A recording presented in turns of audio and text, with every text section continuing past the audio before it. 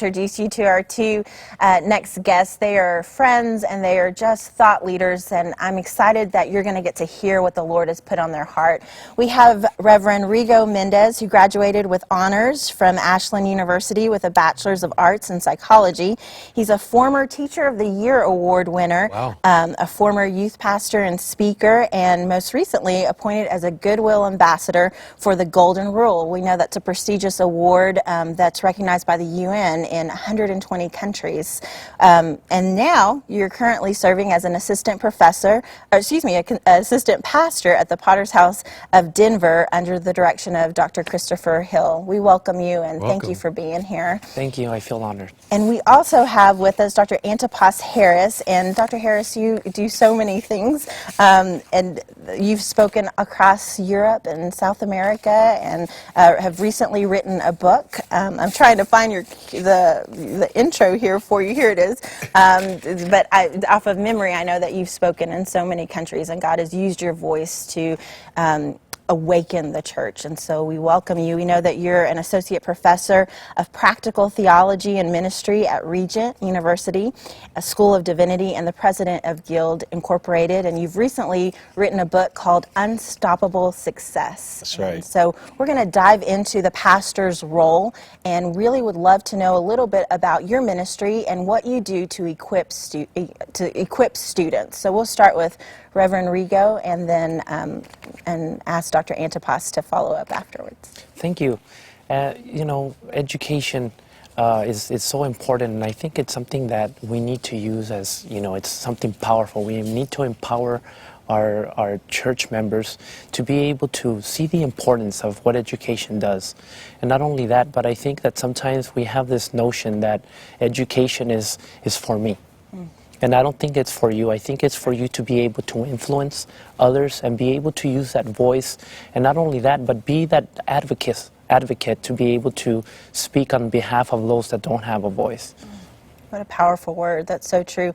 We can't influence if we're not at the table. And so I think it's something that the Lord is calling out believers into different fields so that we can be a voice within those industries and fields. It's a great word. What about you, Dr. ANTIPAS?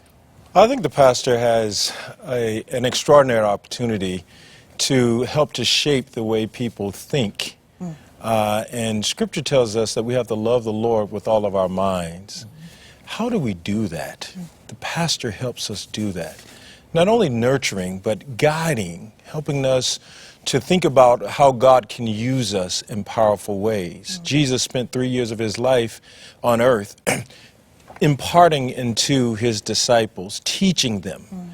And then he says, now I want you to go out and make disciples, you know, help people to become disciplined in the way they live their lives. So I think that education is an opportunity, is a resource for us to help to disciple people to become all of who God has called for them to be, on the one hand. On the other hand, I think the pastor has an important role. Dr. Martin Luther King Jr. was a pastor, and he used his platform as a pastor to advocate for others. So pastors have an opportunity to advocate, so to nurture and to advocate.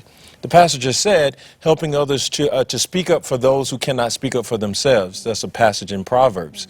And so the pastor has a platform to speak on behalf of others, but also has an opportunity to speak into the lives of those who can benefit from education. So it's not just a Sunday morning opportunity, it's all week long.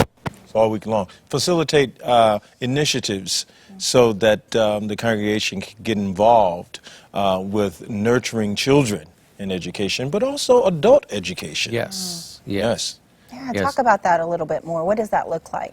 Well, I think from, of course, adult Bible studies, but also facilitating opportunities for adults, particularly some of our parishioners come from, we in the business of restoring lives, right? Amen. So people make poor decisions and end up in our church. What about helping people with their GEDs? Amen. What about helping people with skill development, inviting resources into to the space of our churches to help people with the finances, learn how to balance the checkbook? We talk about economic development. Well, economic development really starts in the family. Right. And the pastor has access to people in the family. So let's talk about how we can help people with biblical principles to begin to build businesses. Right? It all starts with knowledge. It can't start with the skill itself that we want to promote, but it's how do we, if we make money, how do we keep money? How do we keep building upon the money that we get? It's all about education, and the pastor can really instill biblical principles to help people's lives to become successful in that way. Yeah, and to free up money for Kingdom's work. I mean, how Yeah. exciting is that when you can just give funds and invest it however you feel led that the Lord's leading you to do. You touched on something that I just want to park on for a minute, is opening the doors of the church, because often the community members and parents may feel more comfortable in the church than going to a school on a school night. Sometimes that's the case because the church is a trusted place Oh, absolutely. for many. So what I'm hearing happening is sometimes when parents don't understand how math is being done in school, maybe there was a change recently with math and how math is being taught, churches are opening up their doors to say, we'll invite teachers and we'll invite administrators, and you can learn how to do, we can make that bridge here at church. Yes. And open up our doors to allow that conversation to take place. And I agree with that. It brings to me a story that just recently, we had the officers come from Denver. We had a couple of a chief of police who were sitting in our church, and they just came to just share and just give that awareness. But what was interesting is that some people were intimidated, they didn't show up. So what I will say is, when you say about opening the church, it's very important, especially if the pastor is bridging that and being the one that is going out there and getting himself known as well in the community and being able to impact that area. I think it's very important. And recently, I was able to speak to also someone for immigration. I think it's another thing that we need to touch bases and have that awareness as well. I was able to meet the deputy from the consulate of Mexico, and I said, hey, can you come? Can you speak to our congregation? Is there any way, because there's this disconnect about, immigration and we're going to get deported and all that. And he says, I would be willing to go. So right now that's what's going on. And I think that's, again, empowerment.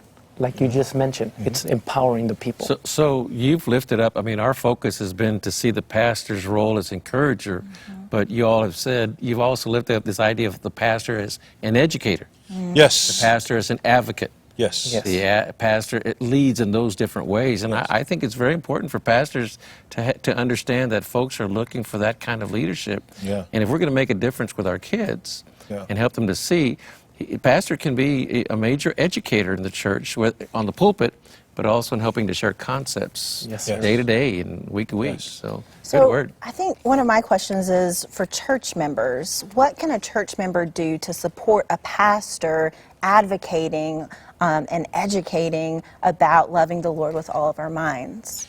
I think one is modeling. Parishioners can listen and model and become part of that advocacy. It's not just one person. In fact, I mentioned Dr. Martin Luther King Jr. earlier, but it was because few people had the type of education that he has. Now, more people have education, people in the pews who are not pastors, so they can partner with the pastor in that way. Maybe volunteer their time. Use their sphere of influence to support and to come alongside the pastor. If we have these programs in the church, they can volunteer to be part of it. If the church has projects and initiatives, they can be sort of the Peter Piper out in the community, bringing people into the community, helping to spread the message and to be clear about what the opportunity is. Like you said earlier, some people are reluctant. Well, the people in the pews can help to share the right information, to help people to come come, encourage them to come, bring them. So this is a great time, really, because we have people like yourself with all this education who is rallying. So we don't need just the preacher, but we have partners in the pews.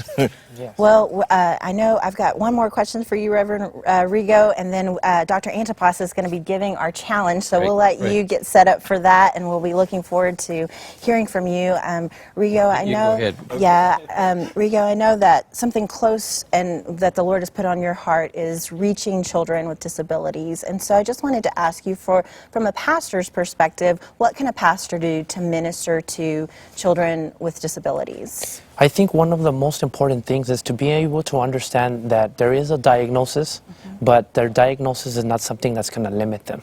And when you're able to just convey that to the congregation and to the member, and that they're being embraced, and in one way is bringing someone to get the church informed, get them educated, because I think there's a stigma where, you know, they see someone that has, for example, Down syndrome, and I always bring up my brother because he's an inspiration, but they see him and there's this critic and there's this criticism or rejection because you don't know how, and I don't blame the parishioners, but if they don't know how to deal with them, why don't we bring an educator?